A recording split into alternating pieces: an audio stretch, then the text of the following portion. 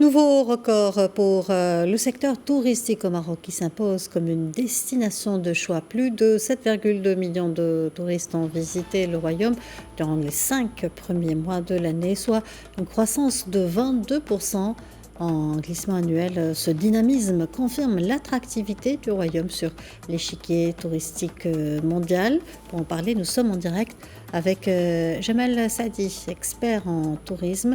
Bonjour Jamal Sadi, merci d'être avec nous. Bonjour et merci de votre invitation.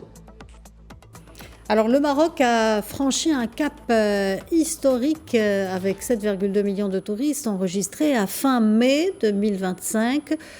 Tout d'abord, comment expliquer ce succès? Eh bien, c'est très positif. Le Maroc a réussi, enfin, d'aller au-delà, d'arriver à ce chiffre qui est toujours un rêve pour notre destination. Certes, 22% jusqu'au fin mai, c'est quand même, ça dépasse l'imagination, surtout quand on veut la comparer avec 2024. Par contre, les recettes, qui sont que à 7,5%. Jusqu'au fin avril. On n'a pas encore les recettes de fin de mois de mai.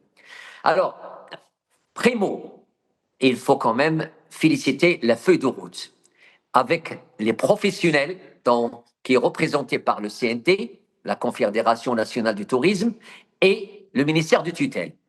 Un travail global, un travail avec un benchmarking qui a été fait déjà d'avance, parce qu'on a eu d'autres expériences qui ont aussi donné d'autres avantages, comme le plan Azur de la vision 2010, plus la vision 2020. Mais cette fois-ci, il fallait aussi donner de l'importance à d'abord l'aérien, secondo, attirer les investisseurs pour l'hébergement, et en même temps, il faut animer la ville. L'exemple que vous donniez maintenant avec la ville d'Essaouira, c'est un exemple extraordinaire au niveau de l'événement culturel. Ah ben, il ne faut pas oublier que l'aérien a joué un rôle, mais on ne peut pas négliger la publicité qui a été poussée pendant la Coupe du Monde à Doha, où l'équipe nationale est arrivée en demi-finale. Il y avait 150 millions de clics dans Google pour connaître le Maroc. Là, l'Office a continué cet engouement qui a poussé à chercher et qu'il y a de la demande. Et il fallait aussi signer des contrats avec l'aérien. Monsieur Sadi, maintenant, face à la hausse du nombre de touristes et des nuitées, qu'en est-il des recettes? Est-ce qu'elles suivent la même tendance? Vous permettez, parce que je n'ai pas entendu quelle? Je disais, maintenant, face à la hausse du nombre de touristes et des nuitées, qu'en est-il des recettes? Est-ce qu'elles suivent la même tendance? Ah, eh bien, malheureusement, pas tout à fait. Parce que c'est d'abord la durée de séjour est courte, ce qu'on appelle la city break. Alors, ça aussi, c'est un inconvénient qu'il faut vraiment le revoir plus tard. Parce que le long séjour, vous savez, la moyenne actuellement de 3 nuits, c'est pas beaucoup. Et pour que le client consomme plus, il faut un long séjour. Et il faut développer le côté balnéaire. Parce que le côté balnéaire, c'est là où les clients peuvent rester plus longtemps. On a une magnifique station balnéaire, Agadir et Tarazout. Agadir, Tarazout, c'est la même station. Mais le Nord, on doit revoir et le développer. D'autres stations balnéaires, il faut le revoir. Le culturel est très important aussi. Il faut aller au-delà pour attirer plus de circuits dans les villes impériales qu'on avait comme c'est un circuit classique. Alors, les autres villes, à part Marrakech, qui est connue par ce segment, et l'animation est connue par surtout ce city break, les autres villes, ils en ont besoin. Parce que, d'abord, l'aérien de pointe à pointe, et en même temps, il faut animer ces villes et il faut attirer plus d'investisseurs parce que l'hébergement et l'hôtellerie est devenu très important. Heureusement, que dernièrement, Parlons il toujours, vient de sortir. puisque vous évoquez la durée des nuitées, comment le Maroc peut capitaliser sur ce nombre de touristes pour augmenter la durée des nuitées qui reste très limitée au Maroc en comparaison avec d'autres pays touristiques et surtout face à la concurrence croissante de certains pays. Bah, vous avez tout à fait raison. On a une concurrence vraiment, surtout dans le bassin méditerranéen. Mhm. L'Égypte, qu'ils ont moins de touristes cette année par rapport à nous, ils ont une augmentation de recettes, plus que nous. Pourquoi? Parce qu'ils ont des longs séjours.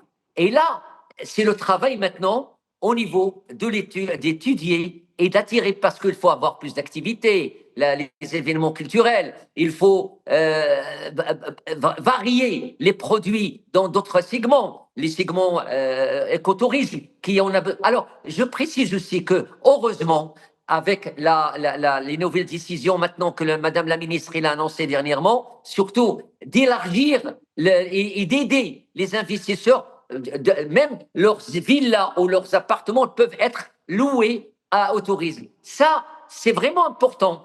Aussi, il faut ouvrir pour les autres plateformes qui sont en train de vendre le Maroc. Et dans l'informel, il faut le mettre dans le formel. Il faut les aider chez l'habitant. Et comme ça, on a plus de choix et le client a plus de choix. Le Maroc est très demandé. Il faut rester vigilant et surtout d'aider les compagnies aériennes. Heureusement, maintenant, on a les longs courriers qui vont venir de l'Amérique du Nord et de l'Amérique latine, surtout le Brésil et espérons le Mexique. On a l'Asie avec la Chine et espérons aussi le Japon et l'Inde. Et tout ça, ça va donner autre. Parce que le marché émetteur, qui est un grand marché pour nous, le marché européen, elle n'est pas loin. Il est qu'à 3 heures. Et ce marché émetteur, il faut rester vigilant de le garder. Heureusement que nous sommes très Sadi, demandés et je Monsieur précise. Sadi, face à l'afflux croissant de touristes, est-ce que vous pensez que le Maroc est prêt à suivre cet élan? Ah bah tout à fait. Là, il faut être vraiment vigilant. Il faut ouvrir aux investisseurs.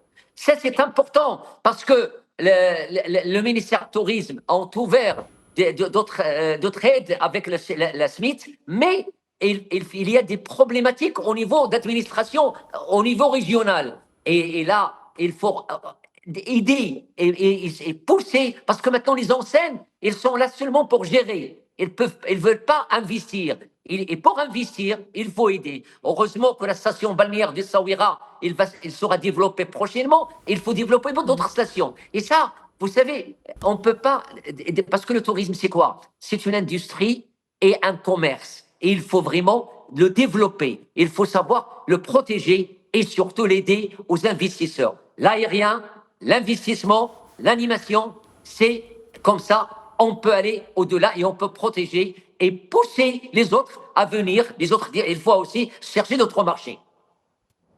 Monsieur Jamal Sadi, je vous remercie pour cet éclairage. Merci d'avoir répondu à nos questions. Je rappelle que vous êtes expert en tourisme.